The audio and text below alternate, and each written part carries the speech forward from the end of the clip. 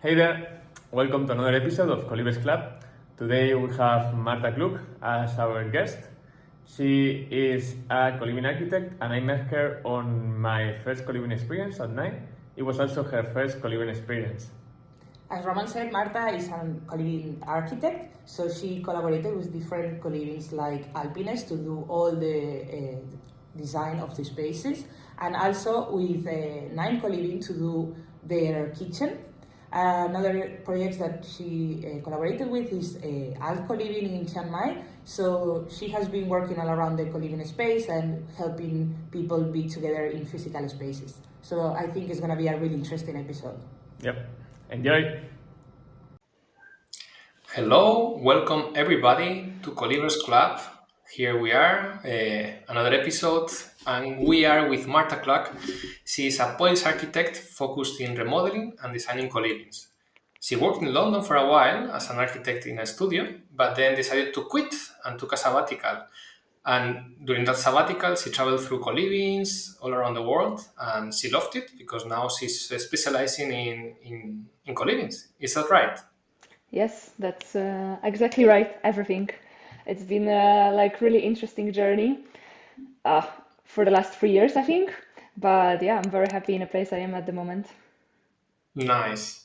And also, you specialize in designing chickens, right? What Chickens, can you tell us about it? kitchens. That's a Oh, common kitchens! mistake. No, oh man. All the podcast I was preparing questions about chickens. If you start with the egg or the chicken, is there any extravagant, as in egg, extravagant request? Okay, Okay, so Cesar, we may need to pivot because yeah, like not really kitchens. So I opened my company, which is specializing in spaces for digital nomads, and these are mainly co-livings and co-workings for digital nomads. Yeah, and it happened that we were together here for Nine's co-living renovations. And yeah, the job we did here primarily was the kitchen, which I think is one of the most important places for the co-living. yeah, I was about to ask you, what's the most important room in a co-living and why is it the kitchen, right? What Yeah, makes a good co-living kitchen? What's the main features you think yeah. about when picking one? I would say communal spaces in general are very important, but kitchen I would say is the most challenging because yeah, you have to make it work. Like it has to be super functional. So when there are like 15 people cooking at the same time, it still works. I've been to so many like co-living's kitchen, like the traditional U shape when there are like two or three people cooking. They already like cross each other's path and like bump into each other, and it never works. So yeah, when you design a kitchen for 15, it has to like work, and there's like a bit of science behind it. Because you also put several sinks, several fires, stoves, no? Yeah, exactly.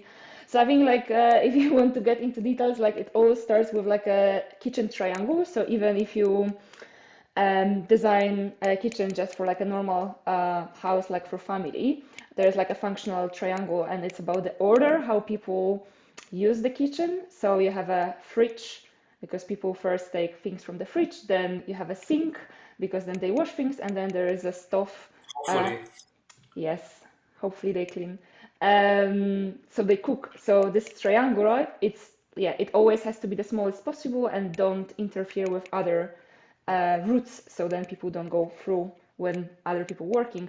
But if you design for 15, you need at least two of these triangles. So they have to be like far from each other, but within each other, quite close. And yeah. Um, but yeah, there are definitely a few techniques how to design like a perfect kitchen for a co-living. I'm actually in the middle of writing an article about it because yeah, I designed one for Nine Coliving, and then we again were together in Alpiness Coliving, where there is a second one. So I think my golden advice to always have an island in the middle of the kitchen, because that's like something that will help social interaction. So if you think about traditional kitchen, when there's like kitchen on the wall and another wall, it means that people will always cook back to each other. And if you have island in the middle, people will face each other. So that's like another chance for like social interaction. People can chat, or one person can work on the laptop and another one can cook. So I think that trick usually works. Nice. I never thought about that. That the island is also another opportunity for social interaction, which Yeah. is important in a co-living, I think. Yeah, exactly. And yeah, kitchen's so important, huh? Like everything happens in the kitchen. Like you end up with the parties in the kitchen, so it's like also so nice to like make drinks together when you face each other, like, or even like another night here where like we went to the beach, then we came back home, and then we started playing some like drinking games in the kitchen. Yeah. So yeah, island, yeah, I would say it's definitely super important for co-living. Okay, so now we've talked about kitchens and how important are they in the co-living, but what would you say is another shared space that is often overlooked that is actually important? Any rooms that come to mind? Hmm, overlooked. Uh, well, you always need certain rooms, I would say, in a co-living. So, kitchen, of course, communal spaces, which usually like it's just a living room and a dining space. You can put extra rooms, but I think it's optional. Um, then you have a co-working, which I think is very important, and I think there are like quite few co-livings out there or like spaces that call themselves co-livings, even for digital nomads, but they don't have a co-working space. And if you're a digital nomad, you come to the co-living for a month, like you obviously want to work, and this space has to be like, yeah, very well suited for that. So like ergonomical chairs, nice big desk. Like if you have space, it's super nice to have a booth calls or like a call room as well. There's always an option that people can take calls from their bedrooms. But I think like the tendency is that you have at least one call room, so you don't have to sit in your room isolated maybe for the whole day. And then bedrooms, of course, you need Yeah. them. Yeah, but I And what wouldn't about, say for it. example, the pantry or the laundry room? Yeah, so then you have, yeah, all the functional spaces like back of house spaces. So yeah, you basically have to design it like as for a home of someone, right? So yeah, the laundry room, like a storage space. Um, yeah, outdoor spaces are also like super nice, right? So yeah, I would think about co-livings in these three separate zones. So like communal spaces, co-working spaces, and then private spaces. And yeah, I would say what's the most important is to get like the sizes of each of these spaces right, and then a sequence like what do you put where. So you can easily imagine that maybe you have, I don't know, co-living of 10 bedrooms and you have communal spaces which are maybe too small, so people actually don't fit there, or it's like super tight. Or maybe you have the communal spaces too big, and then people can never find each other. So I think it's actually there is a scientific term for that. It's called social ratio. So it's the number of bedrooms to the square meters of communal spaces. And yeah, I was like calculating like few co-livings, and Nine, for example, co-living, it's has lots of communal spaces. It's very big with the terrace, with the garden, with the patio. And actually, like some friends of mine, they said like maybe it's not their favorite co-living because they feel they cannot connect with people sometimes that easily because, for example, when they leave from the bedroom to the street, they never see anyone.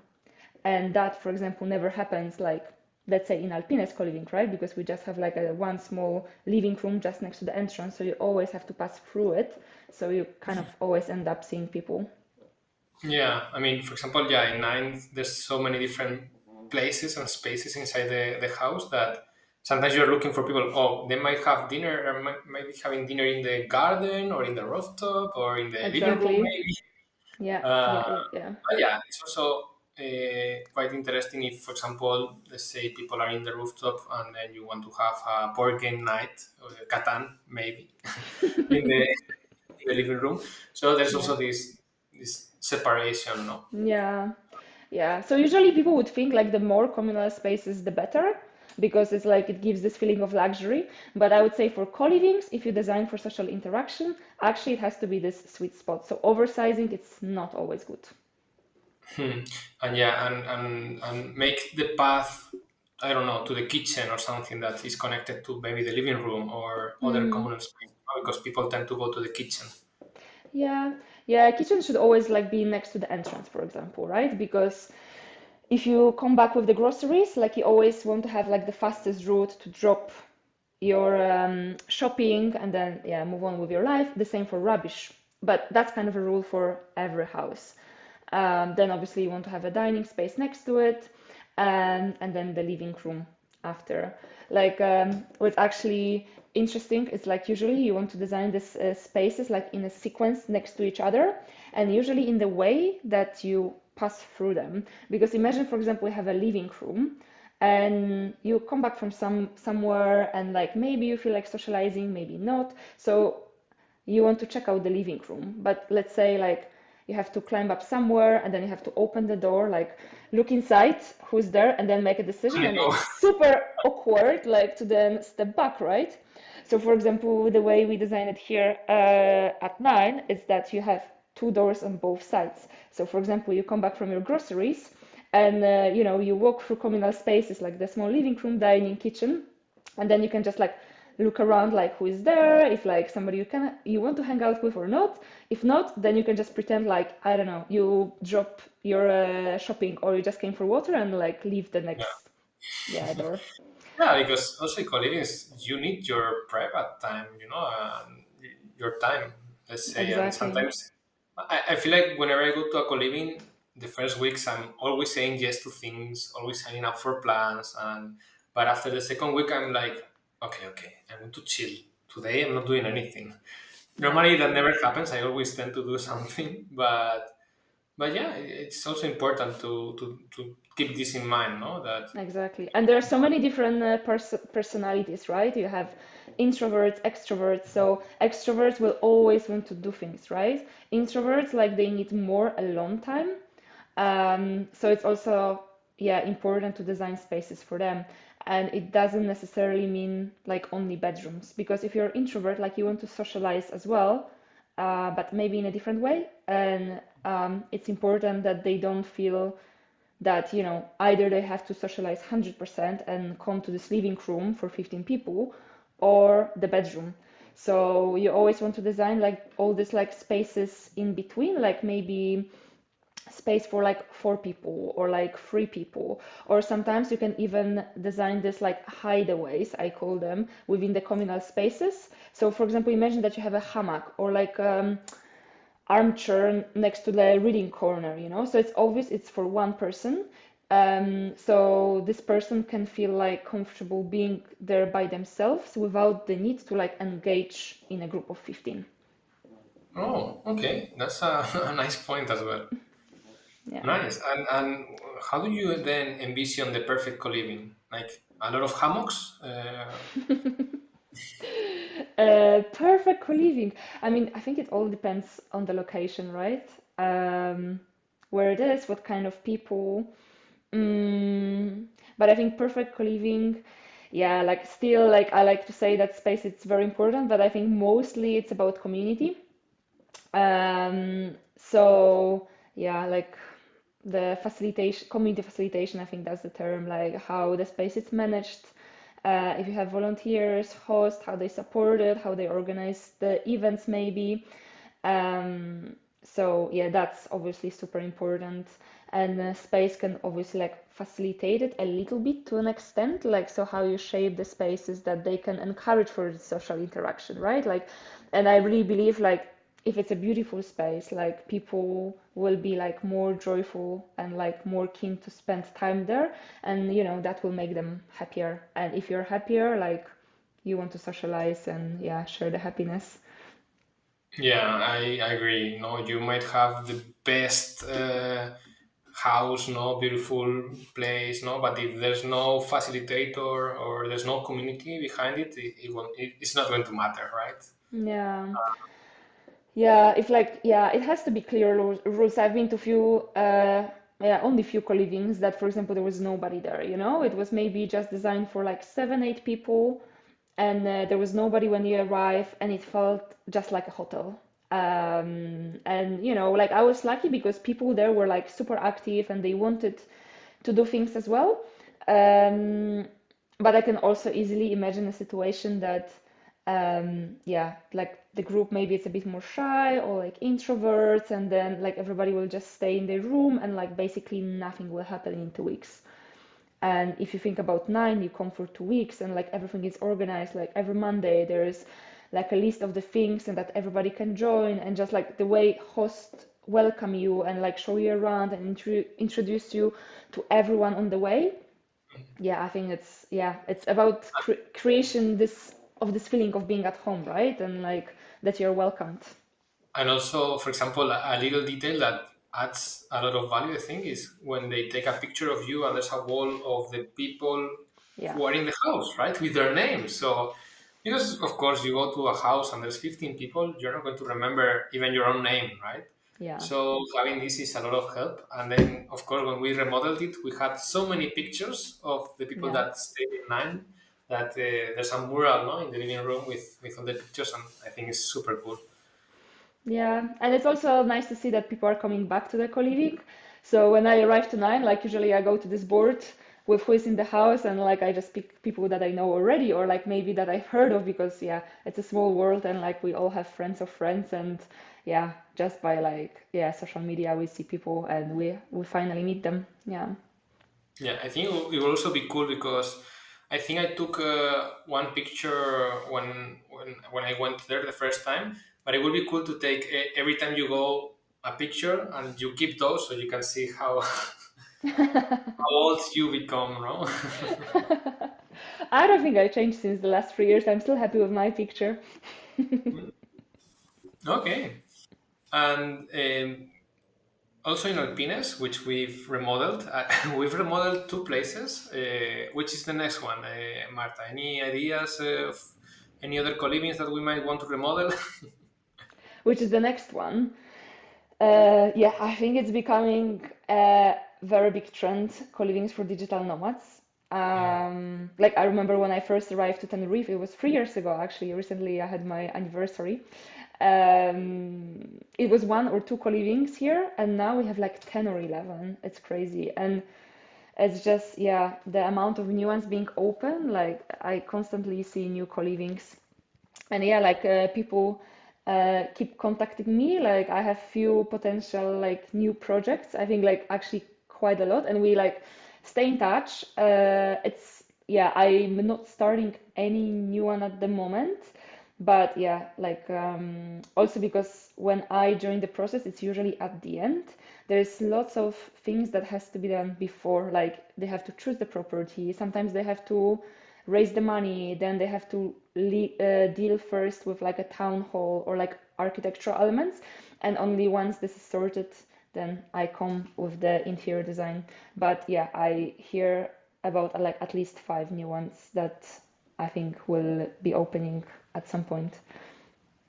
Nice. And any other hotspots, no, apart from Tenerife that you've seen? Southeast Asia, because Europe is where we normally think about, no, when we Hmm. say co-living. But what about other continents or places? Yeah, so definitely there are a few new ones. Like even within Europe, I feel like now Azores are becoming a bit of a thing, and south of France or north of Spain, there's like quite a lot of happening there, which I'm very happy about because it's a super nice location for mountains and like access to sea. And I think co-livings are becoming a big thing in Asia at the moment. That's where I was at the beginning of the year. And I was staying in Old Co-living, Ah, and yeah. I met the owner, John, and he actually has a vision to expand quite a lot. And in Asia, yet we don't have this type of co-livings for digital nomads as we know from our European perspective, like very focused on community. But John is like super keen to like welcome us like European digital nomads and like take the lessons. So he already, when I was there, introduced like Monday family meetings. And then I had lots of chats with him, and actually I help him with a second co-living that is getting open in Chiang Mai. Um, and yeah, I know he's planning a few more like visiting properties. I'm in touch with him. So I think yeah, it's next thing like big one, it's Asia. Oh, okay. Yeah, Yeah, I have to go. I remember asking you tips about Thailand, no? And yeah, Chiang Mai was one of the locations you mentioned. So yeah, yeah. maybe next year. It's super nice, and if you're there, definitely go to Alt Coliving. It's yeah, very Mm. very nice. Yeah, Because you are right now in Tenerife, right? yeah, yeah. I'm in Nine Coliving, back again. Nice. Is this your room? Yes. You are yeah. This is playing the people. In Nine Coliving, rooms, right? That have the names of the people who helped during the first remodel. Yeah, But Marta, since she's a special guest, when she designed the well, when she helped with the remodel and she designed the kitchen and everything, she got a name. She got a room with her name, right? yeah. So This is Marta, where I am now. Yeah, Marta. and it's actually funny because it's the old kitchen basically, and I have this joke that I wanted new kitchen to be Marta, but I only became the old kitchen. But I'm happy about that as well. At least I can stay in myself. Like I'm staying in Marta now. It's a super nice room. I think it's the best one in the place, so I'm happy. Nice. Yeah, yeah, yeah. Yeah, And yeah, it's because when I was there, I was looking at the names of the rooms, and I was like, wait, who are these people? And then they explained it to me. But in your yeah. case, there's no explanation needed.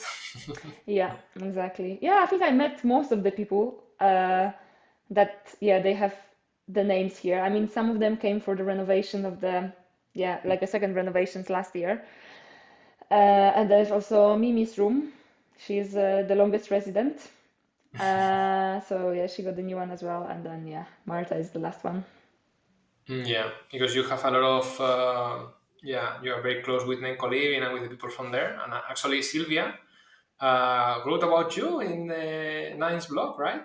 Yeah, yeah, yeah. Have you read it? Yeah, yeah, yeah. Of course, I need to prepare these interviews, of course. Yes, She was very passionate about it, like very sweet. yeah, she is.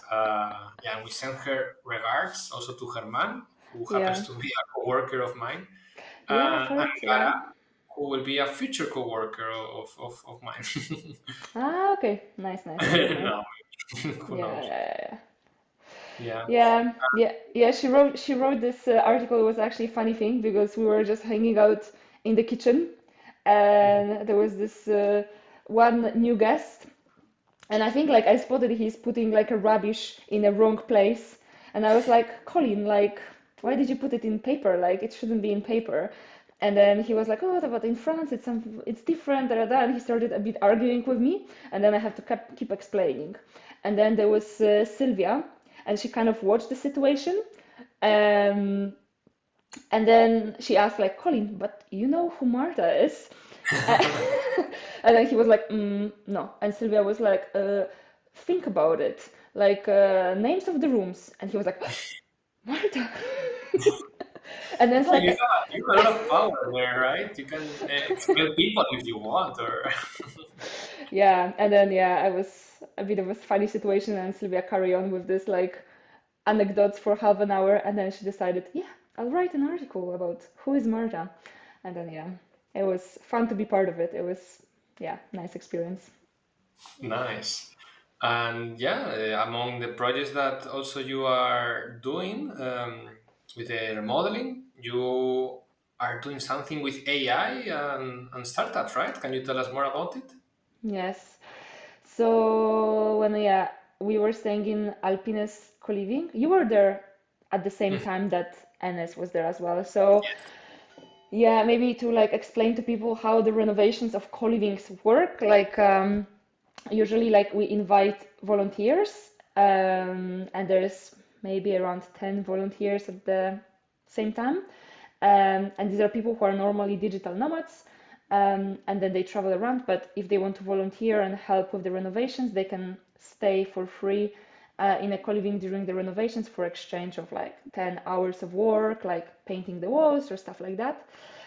So yeah, during summer we had like a small community there. It was super nice time. Um, and we still continue with the Skillshares once a week. And Enes was one of the volunteers, and one day he did a Skillshare about AI, like he's super passionate about it. It was super interesting. Like I know you were quite into AI as well. And then already back then he had this idea that he wants to do something with AI and interior design, uh, basically like AI generated interior design. And yes, we connected, and he offered me to like do this startup with him. So yeah, for the last 2 months maybe, he's spending a bit more time on it than that. We are basically developing this product, which basically will be a website that you will be able to submit an image of your existing space or a sketch of your space, and then you will be able to like choose from the styles which style you want, and then you will be able to generate your brand new interiors. Wow, that's so cool. It has a name yet, or Yes, the name will be Xona, okay, we can which put a yeah, yeah. which means Xona AI. That's the full name, and it means a room in one of the languages, but I don't remember which one. I have to check it. Okay, yeah, we can put a link to the website on this podcast, so Definitely, can definitely. check it out. Yeah, I think we'll have like a good first kind of pre-release in a week or so. So it's actually definitely like a good time to check it out. And I think Yeah, the product, it's really amazing. Like as an interior designer, I'm impressed like what can AI generate. And we are working on different styles, like to make it like, like a styles for 2023, like that take into consideration well-being. So there will be like lots of plants and arches, of course, and like organic shapes. Um, so yeah, I'm excited to share this product when it's ready. nice. I mean, I think maybe by the time this podcast episode is released, you'll be rich already. So, That's the plan. oh, Yeah. that's so cool, and also that's great. That's the great thing about co-living, you access this networking worldwide people that are interesting and that they have interesting ideas and Mm, that you connect, and then you happen to found a company, a startup, right? yeah. And this is all thanks to the skill shares which you mentioned, right? Is these little meetings where people they self-organize and then they teach something that they're passionate about, right? I've done it Mm, with salsa and bachata, which is something I enjoy. yeah, as Uh, well. but yeah, in this case, it was Enes who was giving a skill share about AI, which was amazing. But yeah, and this is also something very interesting because I'm a software developer, and then I remember Nine Coliving a few 1 year ago, 1 year and a half, and I was with people from Google, from these amazing companies, and I would never thought I would be able to meet um, such people, right? Yeah. So yeah, that's also another super cool thing about I Coliving. mean, for me personally, it's life-changing. And yeah, if you read the article about me from Sylvia, it's explaining my history quite in detail. And yeah, I arrived to Nine just because of the pandemic. Like I work in like a massive architectural studio in London for 6 years, and I already wasn't happy with it. I wanted to travel, and like I battle a bit like where can I live? And I already heard about the digital nomads and people working remotely. But then back then, because of COVID, we could work remotely. So I just booked Nine, and I think that For was 5 days, right? for 5 days. Yeah, but I love it, and I stayed for months. And I think that was yeah life changing because yeah you meet people who travel, they find a way to be remote, and they're super inspiring, like quite often like entrepreneurs with their companies, like freelancers, like, people that decided that they want something a bit more from life than just like, yeah, living in the city and yeah, going to the office, every day. So it was like this, yeah, really nice feeling that I found people who think similar to me and also like get to know their stories, how they transition and like how many ideas they had for me, like and help me to motivate me. Um, so yeah, it's a power of community, like a right community that is like pushing you forward. Hmm. Yeah, I also remember when I was in Madrid 2 years ago and I booked Nine for the first time. when I came back, I was working the same or even more hours, but I felt so energized with so much ideas and Yeah. motivation to pursue my objectives. It was quite refreshing, I would say, Yeah, exactly. because it feels like holiday, but you're working, and then Yeah. you are not isolated. Because the thing with COVID was I was working, I was remote working, right, in my house, which was very small, no light, and then I go to this place where it's beautiful. There's some architects, someone created this beautiful space, designed it so people will feel welcomed, and yeah, Yeah. it's a life And yeah, changing. everybody wants to do things after, or like, it's just beautiful. Like you can go for a hike or like just go to the beach. So it's actually like so motivating, at least for me, to be productive at work. So, you're satisfied with your work for a day, and then you can go to the beach or you can go for a drink, or like there's always activities. And if you compare it with, yeah, like working remotely, like in London or something, like I wasn't motivated. Like I finish at 6 and it's like, okay, I'll wait 2 hours, I'll go to the restaurant maybe. And here it's, yeah, so energizing, and it's like so much sun, and like the colors are so strong. I think that really affects our well-being as well. Yeah, totally. That's why Spanish people are so Happy. nice because Yeah, exactly, exactly.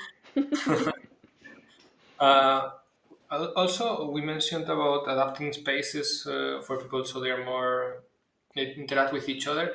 I've been thinking that whenever I go to co-livings, I don't see families or children. Do you think there will be a trend towards co-livings that welcome families or spaces adapted to families and children in the co-living world, let's say? Yeah, it's an interesting question. I think yes. I've heard about one or two projects that are operating like that already. I think one it's in the north of Spain actually. I think there is a huge potential. At the moment, digital nomads are like around our age, so like around 30. And then, like there are lots of couples, and I think at least half of them think about like having kids. And I'm sure like at least some of them will want to keep the lifestyle. And I can see that it can give lots of benefits. So like parents have company, kids have company. Like I can imagine there could be like a person that will take care after the kids, or like even a teacher coming to the co-living. So it will definitely have to be considered very, very well, because I can imagine like kids are crying, right? And the other family maybe doesn't have crying kids. So acoustics and stuff like that, it will have to be different than the co-livings we know. Um, but I think, yeah, I'm pretty sure it will come. And also another topic is elderly people. Mm.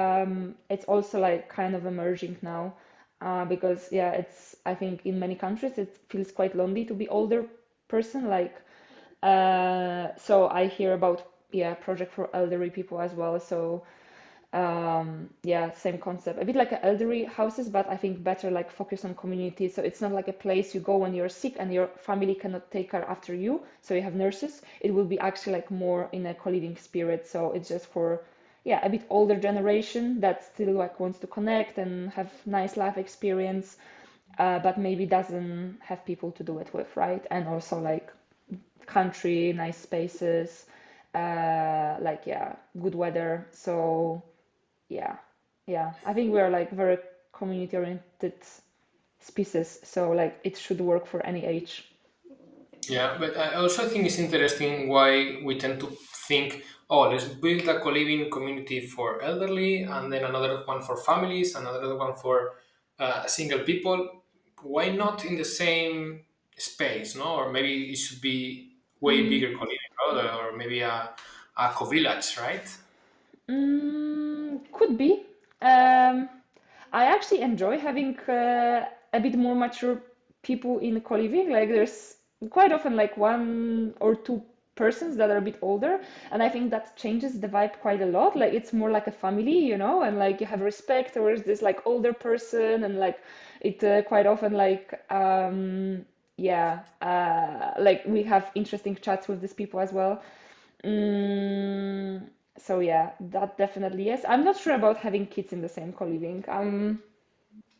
undecided. It's nice to have kids, and like even in Tenerife here, like some of our friends already started having kids, and they visit a co-living, and it's super nice. I'm super happy to see them, but I don't know if like a family that you don't know moving to a co-living with, let's say, 1 year old kid when the rest is without kids, it's a good idea.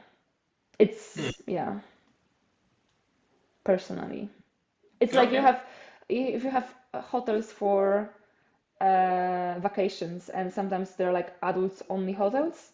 And Hmm. at the beginning, I was like, this is weird. But then I started going to them, and I actually enjoy without even thinking about it. And once I booked the one that allowed kids, and instead of like relaxing over the pool, it was like a mess of the kids playing, screaming, and no, I personally prefer no kids. If I don't have kids. If I have kids, yeah, then it's a different story. You want your kids to play with other kids, right? So Yeah. yeah, I would be leaning towards separation. But yeah, I'm sure people have different opinions, and maybe both will be created. Yeah, for sure. I think there's so many things to explore around this area that, yeah. Mm, yeah. And we mentioned a lot about remodeling and co-livings, and I'm also interested in the price, right? Price differences mainly, for example, between different countries or continents. Do you see a lot of difference, or is it kind of the same? Prices for renovations or prices to stay in a co-living? Well, we can talk about both. Maybe we start with remodeling. Yeah. So yeah, they're different.